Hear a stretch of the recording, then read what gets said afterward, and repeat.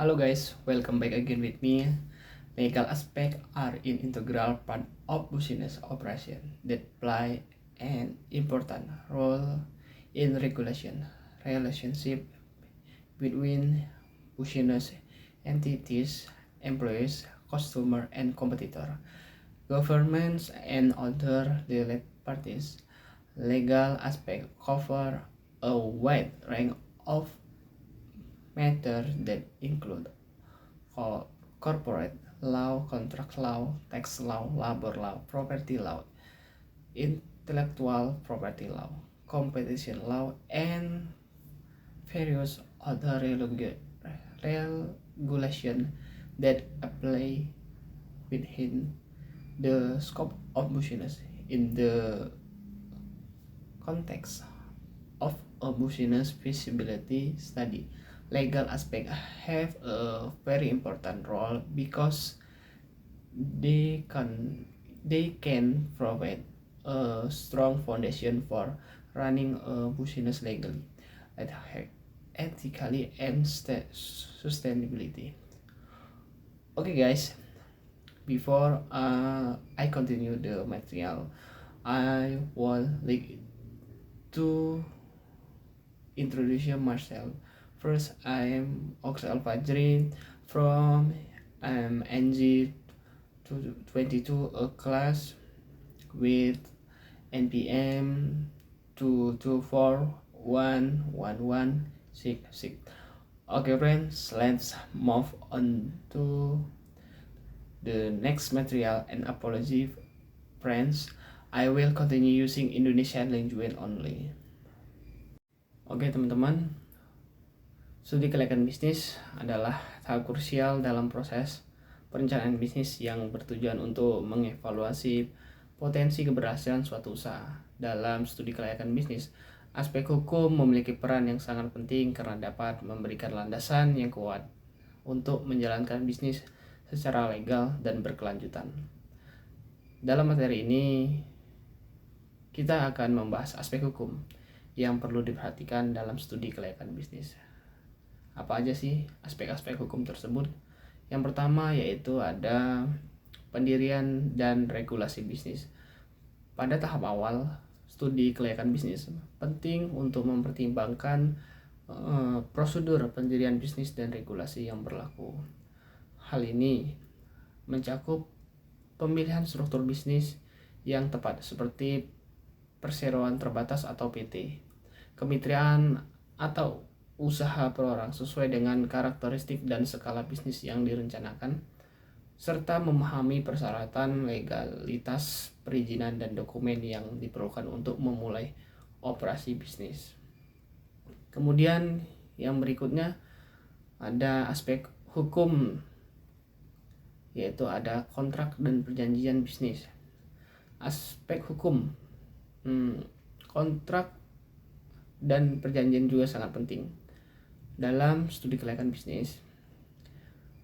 Memahami bagaimana menyusun kontrak kerjasama, perjanjian layanan atau perjanjian jual beli yang sesuai dengan hukum yang berlaku merupakan langkah penting untuk melindungi kepentingan bisnis dan menjaga hubungan dengan pihak terkait.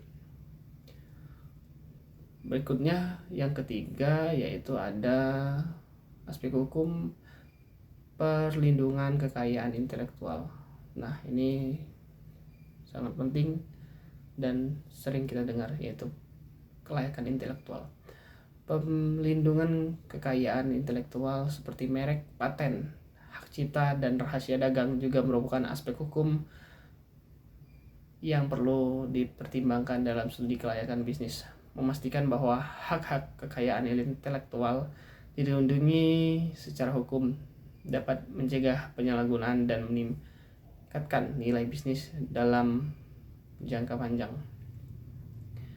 Kemudian yang keempat yaitu ada kepatuhan terhadap regulasi pasar. Dalam studi kelayakan bisnis, penting untuk memperhatikan kepatuhan terhadap regulasi pasar yang berlaku. Ini termasuk hukum perlindungan konsumen, hukum persaingan usaha, dan regulasi industri yang dapat mempengaruhi operasi bisnis. Kemudian memahami dan mengikuti regulasi pasar adalah kunci untuk menjaga reputasi dan keberlanjutan. Nah, teman-teman, di sini saya akan memberikan salah satu contoh kasus yang pernah terjadi di Indonesia mengenai haki atau hak kekayaan intelektual, yaitu yang pernah terjadi yaitu berkaitan dengan merek, perebutan merek. Yang pernah saya baca beritanya yaitu teman-teman, ada kasus geprek milik Bensu. Ternyata mereka memiliki merek yang sama antara geprek Robin Onsu dengan geprek Beni Sujono. Nah, itu tidak main-main teman-teman kasusnya, sampai ke persidangan, dan yang terbukti mencontek atau plagiarisme merek atau yang sudah duluan mendaftarkan mereknya itu yang bakal menang di persidangan, seperti yang terjadi sebelumnya, yaitu pihak dari Robin Onsu kalah dalam persidangan karena mereka dinilai mencontek merek yang sudah ada sebelumnya. Dan sepengetahuan saya di berita tersebut, pihak Robin Onsu membayar denda sebesar 2 miliar rupiah. Wow, sangat fantastis, bukan? Oke, baik teman-teman, kita lanjut aja ke aspek yang kelima, yaitu kewajiban pajak dan keuangan. Aspek hukum terkait kewajiban pajak dan keuangan juga harus diperhitungkan dalam studi kelayakan bisnis. Memahami peraturan pajak yang berlaku, kewajiban pelaporan keuangan, serta perencanaan pajak yang sesuai dapat membantu bisnis untuk mengelola keuangan dengan efisien dan mencegah masalah hukum di masa mendatang. Oke, yang berikutnya yaitu aspek yang berikutnya, penyelesaian sengketa aspek hukum terkait. Penyelesaian sengketa. Aspek hukum terkait penyelesaian sengketa juga harus dipertimbangkan dalam studi kelayakan bisnis. Memiliki pemahaman yang baik tentang prosedur penyelesaian sengketa di dalam dan di luar pengadilan dapat membantu bisnis untuk mengatasi konflik dengan mitra bisnis, karyawan, atau pihak lain secara efektif dan tepat waktu.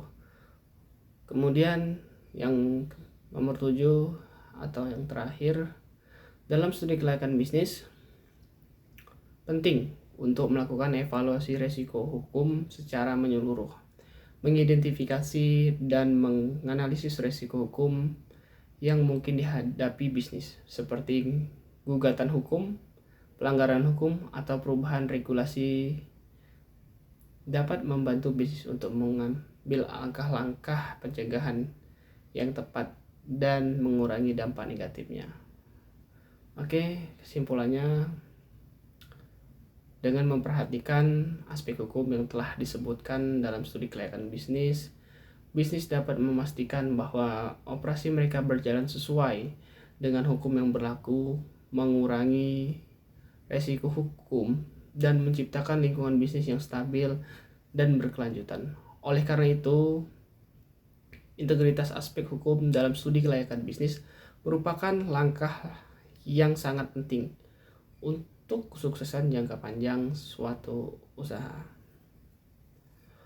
Okay, friends, maybe that's all the source material that I can convey about what is business feasibility study.